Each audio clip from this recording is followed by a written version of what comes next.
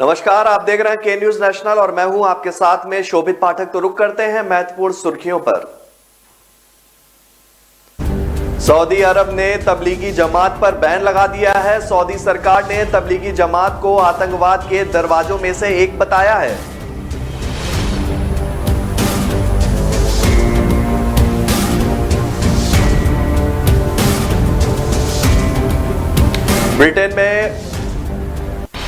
Britain में Omicron से मौत का पहला मामला सामने आया है। प्रधानमंत्री बोरिस जॉनसन ने खुद इसकी जानकारी दी। जॉनसन ने देश के नाम संदेश में कहा कि हमारे देश में ओमिक्रॉन वेरिएंट से पहली मौत हुई है।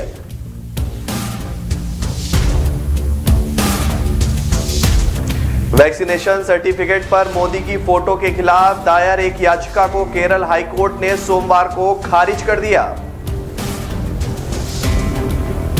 मुंबई के शिवाजी मैदान में 28 दिसंबर को कांग्रेस नेता राहुल गांधी की रैली होने वाली थी, लेकिन ओमिक्रॉन के बढ़ते खतरे को देखते हुए मुंबई महानगर पालिका ने इस रैली को मंजूरी नहीं दी है। सऊदी अरब ने तबलीगी जमात पर बैन लगा दिया है। सऊदी सरकार ने तबलीगी जमात को आतंकवाद के दरवाजों में से एक बताया। साथ ही सरकार ने इस जमात के लोगों को अगले जुमे की नमाज से पहले मस्जिदें खाली करने का आदेश भी दिया है। सरकार की ओर से जारी आदेश में कहा गया है कि अब से शुक्रवार की नमाज के दौरान लोगों को तबलीगी जमात से मिलने की जरूरत नहीं है, साथ उनसे किसी भी तरह का संपर्क रखना भी जरूरी नहीं है।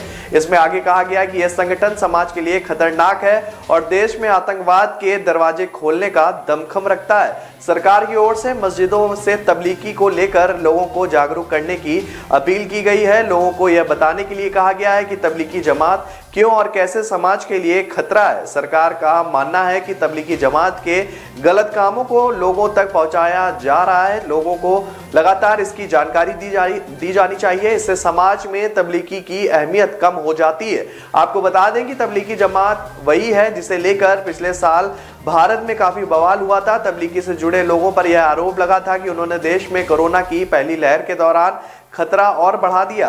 अब सऊदी अरब ने तबलीगी जमात पर बैन लगाकर कड़ा संदेश दिया है।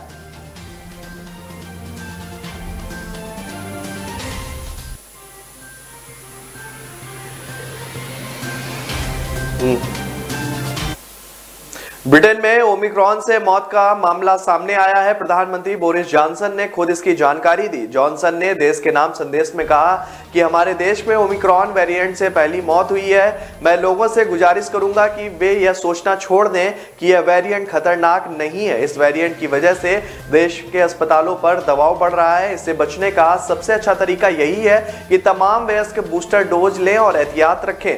जॉनसन ने जब देश को संबोधित किया तब तक मीडिया में यह खबर आ चुकी थी कि ब्रिटेन में ओमिक्रॉन से पहली मौत हो चुकी है।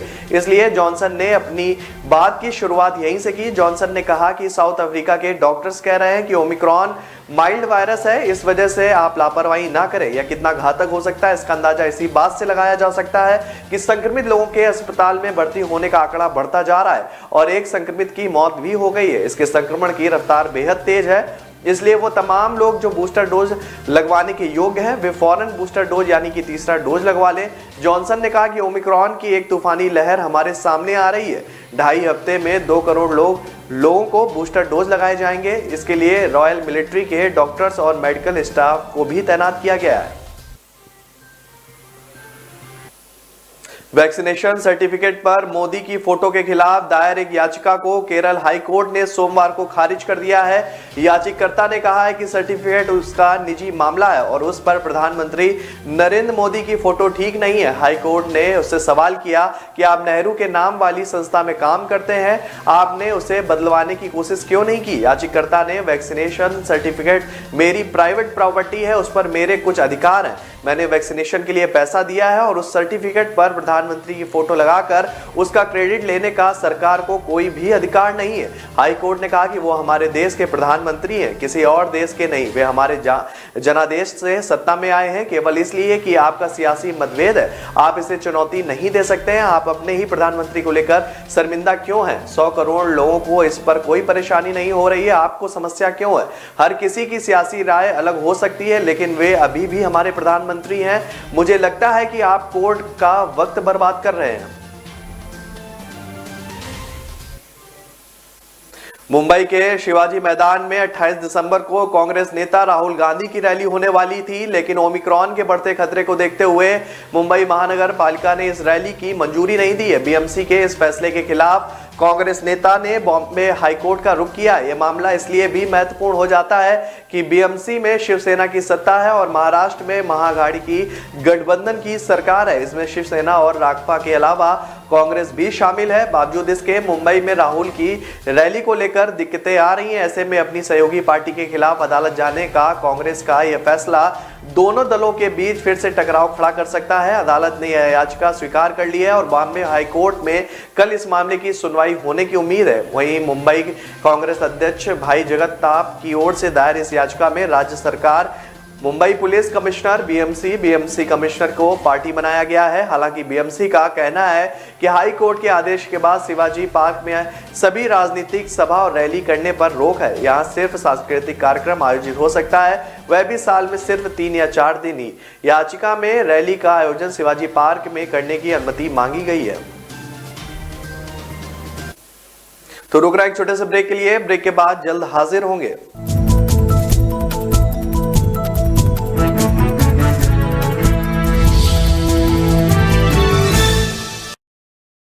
सबको ईमानदारी का शौक चढ़ा है, बताओ। अरे सड़क पे थोड़े गड्ढे ही तो आते थे, अमेरिका की सड़क लेकर क्या करते? सारा पैसा अगर सड़क पे लगा देते ना तो हमारी अय्यासी का क्या होता। पिछली सरकार भी तो थी, कागजों पे काम, मुंह मांगा था, लेकिन इनकी ईमानदारी के चक्कर में हमारी ठेकेदारी तो गई, पुराने घोटालों की सारी फाइलें भी खोल दी। अब लगे हैं जमानत के चक्कर में। वकील साहब, इस बार तो हो जाएगी ना जमानत?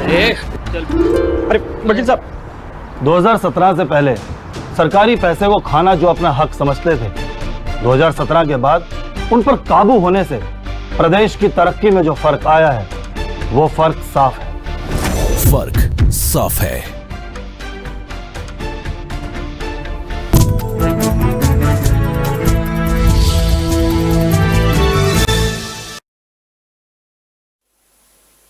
ब्रेक के बाद फिर स्वागत है आपका। रुक करते हैं आगे की खबरों पर।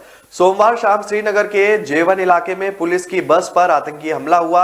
इस हमले में 2 पुलिसकर्मी मौके पर ही शहीद हो गए, जबकि एक ने मंगलवार की सुबह दम तोड़ दिया। हमले में 11 जवान भी घायल हुए हैं। इस घटना के बाद यह सवाल उठना लाजमी है कि घाटी और खासकर श्रीनगर में इतने सख्त कानून इंतजामों के बावजूद यह हमला कैसे हो गया? आतंकी कैसे पुलिस बस के करीब पहुंचे, फायरिंग की ओर और भाग खड़े हुए? रिपोर्ट के मुताबिक पुलिसकर्मी के पास हथियार के नाम पर बस डंडा ही था। इस बारे में जम्मू कश्मीर पुलिस के पूर्व डीजीपी एसपी वेद से बातचीत की गई और उन्होंने बताया कि पुलिसकर्मी आतंकियों के टारगेट पर है, क्योंकि इनका रोल ही सबसे अहम होता है। इनके पास आतंकी गतिविधियों से जुड़ी 90% तक जानकारी होती है। इसके बावजूद पुलिस पार्टी के मूवमेंट की प्रोटेक्शन क्यों नहीं दी गई, ये समझ से परे है। उन्होंने कहा कि कश्मीर में जब भी किसी पुलिस पार्टी की मूवमेंट होती है तो एरिया डोमिनेशन के जरिए इसकी सुरक्षा की तैनाती की जाती है। जहां हमला हुआ है वहां से सीआरपीएफ, बीएसएफ, आईटीबीपी, जेकेपी के भी कैंप हैं। आमतौर पर यहां पुलिस की भारी तैनाती रहती है। सोमवार को क्या हुआ ये समझ से परे है, लेकिन यह यकीनन बड़ी चूक दिखाती है। इस तरह के पुलिस पार्टी मूवमेंट के में वेपन होना जरूरी है, लेकिन खबरें यह है कि ज्यादातर पुलिसकर्मियों के पास हथियार नहीं थे।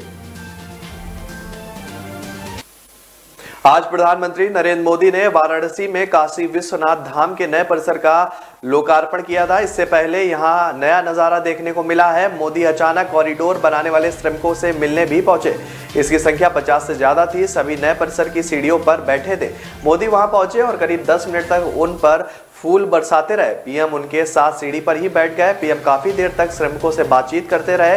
पीएम ने मजदूरों से विश्वनाथ धाम के निर्माण से जुड़े उनके अनुभव पूछे। इसके बाद उन्होंने बाबा का जयकारा लगवाते हुए सभी के साथ फोटो भी खिंचवाई। इस दौरान पीएम को अपने बीच पाकर मजदूर काफी खुश दिखे। मोदी ने सभी से बातचीत की, उनसे हालचाल पूछा और निर्माण कार्य में सहयोग के लिए धन्यवाद भी दिया। 24 फरवरी 2019 को प्रधानमंत्री नरेंद्र मोदी प्रयागराज कुंभ आए थे। यहाँ पीएम मोदी ने सफाई कर्मियों के पैर भी धोए हुए थे। पीएम मोदी ने कहा कि सफाई कर्मियों के योगदान से कुंभ की पहचान स्वच्छ कुंभ के रूप में हुई है। दिव्य कुंभ को भव्य कुंभ बनाने में सबसे बड़ा योगदान सफाई कर्मचारियों का ही रहा है। कुंभ में साफ सफाई का विशेष ध्यान रखा गया है, ये बड़ी जिम्मेदारी थी। पीएम ने कहा कि सफाई कर्मियों ने अपने प्रयासों से कुंभ के विशाल क्षेत्र में साफ सफाई को पूरी दुनिया में चर्चा का विषय बना दिया है। कांग्रेस हाईकमान ने 2.5 महीने बाद होने वाले पंजाब विधानसभा चुनाव के मद्देनजर सोमवार को प्रदेश चुनाव कमेटी का गठन कर दिया है। इस 53 मेंबरी चुनाव कमेटी के अध्यक्ष नवजोत सिद्धू होंगे। कमेटी के मेंबरों में मुख्यमंत्री चरणजीत सिंह चन्नी को कोऑर्डिनेटर कमेटी की chairperson Ambika Soni, campaign committee के चेयरमैन सुनील जाखड़ और मैनिफेस्टो कमेटी के चेयरमैन प्रताप सिंह बाजवा शामिल हैं। कांग्रेस के केंद्रीय नेतृत्व ने पंजाब से पार्टी के 8 लोकसभा व 3 राज्यसभा सांसदों के अलावा प्रदेश कैबिनेट के सभी 17 सदस्यों को प्रदेश चुनाव कमेटी का मेंबर नियुक्त किया है। इसमें दोनों डिप्टी सीएम सुखजिंदर सिंह रंधावा और ओपी सोनी भी शामिल है। पूर्व सीएम राजेंद्र कौर भट्टल, पंजाब प्रदेश कांग्रेस कमेटी के पूर्व अध्यक्ष सरदार हंसपाल सिंह व मोहिंदर सिंह केपी, उसके अलावा अखिल भारतीय कांग्रेस कमेटी के secretary KL Sharma, AICC secretary व एमएलए रमिंदर आमला भी कमेटी मेंबरों में शामिल है। पंजाब प्रदेश कांग्रेस कमेटी के वरिष्ठ उपाध्यक्ष लाल सिंह, पंजाब प्रदेश कांग्रेस कमेटी के 3 वर्किंग प्रेसिडेंट कुलजीत नागरा, सुखविंदर सिंह डैनी व पवन गोयल के अलावा पंजाब प्रदेश कांग्रेस कमेटी के उपाध्यक्ष गुरप्रीत कांगड़ा भी प्रदेश चुनाव कमेटी के सदस्य बनाए गए हैं।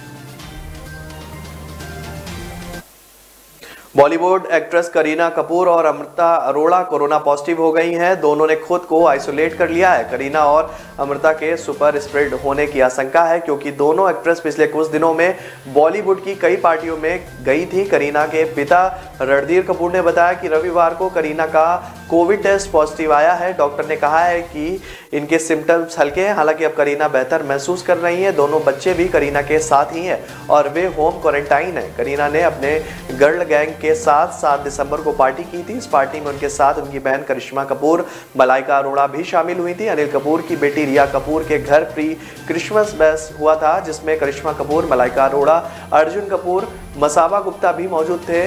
मुंबई म्युनिसिपल कॉरपोरेशन ने करीना कपूर और अमृता अरोड़ा के संपर्क में आने वाले सभी लोगों से आरटीपीसीआर टेस्ट करवाने की अपील की है। बीएमसी ने अब उन सभी लोगों को ट्रैक करने की कोशिश कर रही है जो पिछले कुछ दिनों से इनके साथ पार्टी में शामिल हुए थे या फिर किसी भी तरह से संपर्क में आए थे। करीना और अमृता इस पार्टी के अलावा करण जौहर की पार्टी में भी गई थी। बीएमसी ने दोनों पार्टी में शामिल हुए कॉन्ट्रैक्ट की ट्रेसिंग शुरू कर दी है। इनके कॉन्टैक्ट्स में से कुछ और हस्तियों की रिपोर्ट आज आ सकती है।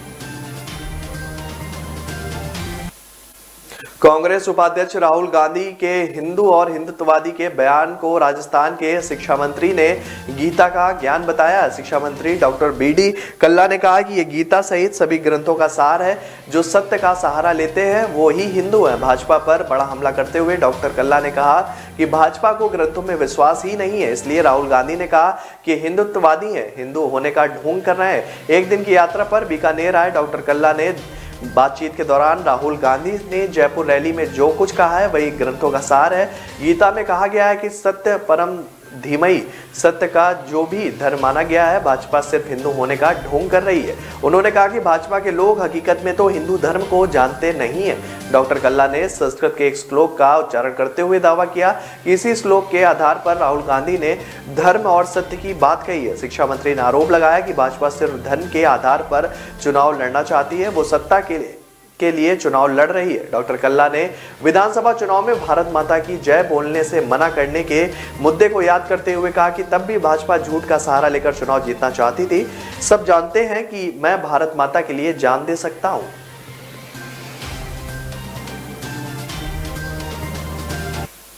तो रुक रहा है एक छोटे से ब्रेक के लिए। ब्रेक के बाद जल्द हाजिर होंगे।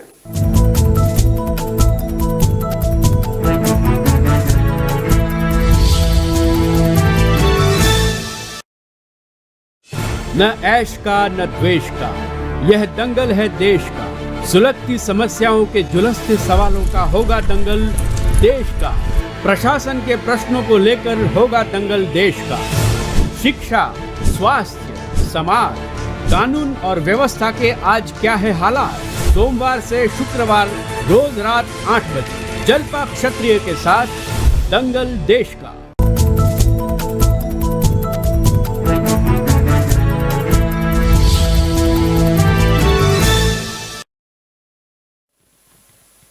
ब्रेक के बाद फिर स्वागत है आपका। रुक करते हैं आगे की खबरों पर। महंगाई के खिलाफ रविवार को जयपुर में हुई कांग्रेस की रैली की गूंज आज लोकसभा में भी सुनाई दी। नागौर सांसद हनुमान बेनीवाल की कांग्रेस और राहुल गांधी पर टिप्पणी से कांग्रेस सांसद भड़क गए। उन्होंने कड़ी आपत्ति जताई। सदन में हंगामे के हालात बन गए हैं। शून्यकाल के दौरान बेनीवाल ने घोषणा पत्र के वादों को पूरा नहीं करने और झूठे वादे करने वाले राजनीतिक दलों के खिलाफ आईपीसी की धारा 419 में मुकदमा दर्ज कर कार्रवाई का मुद्दा उठाया। बेनीवाल ने कांग्रेस और राहुल गांधी पर किसान कर्ज माफी के नाम पर झूठा वादा करने का आरोप भी लगाया। किसान कर्ज माफी का मुद्दा उठाते हुए उन्होंने कहा कि कांग्रेस ने अपने चुनावी घोषणा पत्र में 10 दिन में पूर्ण व संपूर्ण कर्ज माफी का वादा किया था। कांग्रेस ने राजस्थान के भोले भाले किसानों को ठगा है। राहुल गांधी राजस्थान में सभा करके आए। उस सभा में उन्होंने बोला था कि अगर कांग्रेस की सरकार बनती है तो किसानों का 10 दिन में संपूर्ण कर्ज माफ किया जाएगा। कांग्रेस ने सत्ता में आने के बाद राजस्थान का किसान आत्महत्या करने को मजबूर है। कल कांग्रेस पार्टी ने जयपुर में रैली करके छाती को पीठ बताया था। उन्होंने कहा था कि पीठ में छुरा घोंपा। अब बताइए आप। बेनीवाल ने कहा कि ऐसा दल जो गलत तथ्यों पर आधारित कर्ज माफी की बात करते हैं तो घोषणा पत्र में झूठे और लुभावने वादे करके सत्ता में आते हैं। इन बातों को छल की श्रेणी में लिया जाए। चुनाव से पहले कोई राजनीतिक दल ऐसा कोई वादा करता है जिसे वो सत्ता में आने के बाद पूरा नहीं करता, उसे छल की परिभाषा में शामिल करते हुए उसके खिलाफ आईपीसी की धारा 419 के तहत मुकदमा दर्ज कर कार्रवाई की जानी चाहिए। बीजेपी अध्यक्ष जेपी नड्डा का दौरा अगले माह जनवरी के दूसरे या तीसरे सप्ताह में प्रस्तावित है। वह जयपुर में पार्टी कार्यकर्ता के बड़े सम्मेलन में शामिल हो सकते हैं। उनके इस दौरे को प्रदेश बीजेपी भव्य बनाते हुए कांग्रेस की महंगाई रैली के काउंटर के रूप में पेश करने की तैयारी में है। हालांकि इस दौरा को लेकर प्रदेश व केंद्रीय स्तर पर ओमिक्रॉन व कोरोना का अध्ययन किया जा रहा है। इसी रिपोर्ट के आधार पर जेपी नड्डा का कार्यक्रम तय होगा। चूंकि नड्डा पूर्व केंद्रीय चिकित्सा मंत्री हैं, ऐसे में कोरोना पर निगरानी और रिपोर्ट के बाद ही इस दौरे पर सहमति बनेगी। गौरतलब है कि प्रदेश बीजेपी की जयपुर में पन्ना प्रमुख सम्मेलन कराने की योजना है ताकि पार्टी को मजबूती मिले। माना जा रहा है कि नड्डा का कार्यक्रम कराकर प्रदेश बीजेपी 2 संदेश देना चाहती है। पहला ये कि 2023 का विधानसभा चुनाव केंद्रीय आलाकमान की नजरों में महत्वपूर्ण है। उसे पार्टी जीतना चाहेगी ताकि 2024 में लोकसभा चुनाव में फायदा मिल सके। इसके अलावा कांग्रेस आलाकमान का सबसे महत्वपूर्ण गढ़ राजस्थान बन चुका है। मुख्यमंत्री शिवराज सिंह चौहान सोमवार को बनारस पहुंच गए हैं। साथ में पत्नी साधना सिंह भी है। शाम में मोदी के साथ गंगा आरती में वो शामिल हुए। वे मंगलवार को काशी में आयोजित 14 मुख्यमंत्रियों के कॉन्क्लेव में हिस्सा लेंगे। इस दौरान प्रधानमंत्री नरेंद्र मोदी बीजेपी शासित 12 राज्यों के कामकाज की समीक्षा करेंगे। मुख्यमंत्री शिवराज सिंह चौहान मध्य प्रदेश में केंद्र की योजनाओं के क्रियान्वयन और पिछले 1 साल में बनाए गए कानूनों का प्रेजेंटेशन देंगे। मुख्यमंत्री यह भी बताएंगे कि लव जिहाद के खिलाफ सख्त कानून, मध्य प्रदेश धार्मिक संस्था विधेयक 2020 और पत्थरबाजों पर नकेल कसने के लिए सार्वजनिक संपत्ति नुकसान निवारण कानून बनाया गया है। प्रधानमंत्री नरेंद्र मोदी 13 और 14 दिसंबर को काशी दौरे पर रहेंगे। इस दौरान मोदी बीजेपी संगठन के काशी महानगर व जिला पदाधिकारियों के साथ औपचारिक बैठक भी करेंगे और राज्यों के मुख्यमंत्रियों के साथ सम्मेलन भी होगा। मुख्यमंत्री ने भोपाल से रवाना होने से पहले कहा है कि बीजेपी शासित कई राज्यों ने अच्छे काम किए हैं।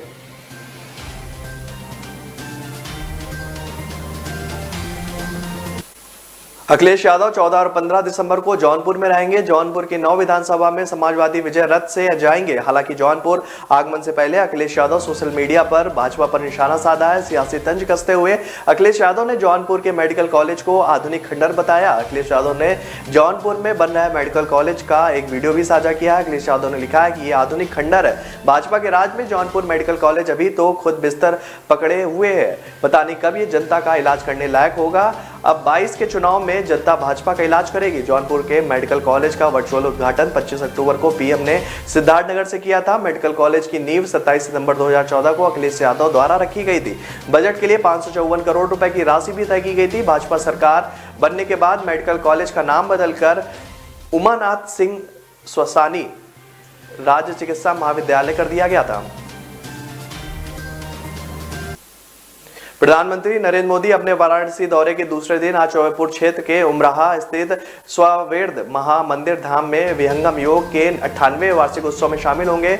इस दौरान प्रधानमंत्री उमराहा की एक जनसभा को भी संबोधित करेंगे। इससे पहले प्रधानमंत्री बनारस रेल इंजन कारखाना में उत्तर प्रदेश, असम, अरुणाचल प्रदेश, गोवा, गुजरात, हरियाणा, हिमाचल प्रदेश, कर्नाटक, मध्य प्रदेश, मणिपुर, त्रिपुरा और उत्तराखंड के साथ बिहार और नागालैंड के उप मुख्यमंत्रियों के साथ बैठक भी करेंगे। प्रधानमंत्री ने सोमवार को गंगा आरती देखने के बाद लगभग 5 घंटे तक स्वामी विवेकानंद क्रूज पर मुख्यमंत्रियों और उप मुख्यमंत्रियों के साथ मंथन किया था। इसे लेकर पुलिस और प्रशासन के स्तर में शहर भर के अतिरिक्त सतर्कता बरती गई। इस बैठक में भाजपा शासित राज्यों में डेवलपमेंट की स्थिति को लेकर चर्चा भी की गई। ऐसा कयास लगाया जा रहा है कि उत्तराखंड के सीएम पुष्कर सिंह धामी और कर्नाटक के सीएम बसवराज बोम्मई ने मंगलवार को सुबह काशी विश्वनाथ मंदिर में दर्शन पूजन किया है। पुष्कर सिंह धामी ने बातचीत के दौरान बताया कि प्रधानमंत्री मोदी के नेतृत्व में भारत हर क्षेत्र में प्रगति कर रहा है। तो फिलहाल इस बुलेटिन में मेरे साथ इतना ही। आगे की खबरों के लिए बने रहिए के न्यूज़ नेशनल के साथ। नमस्कार।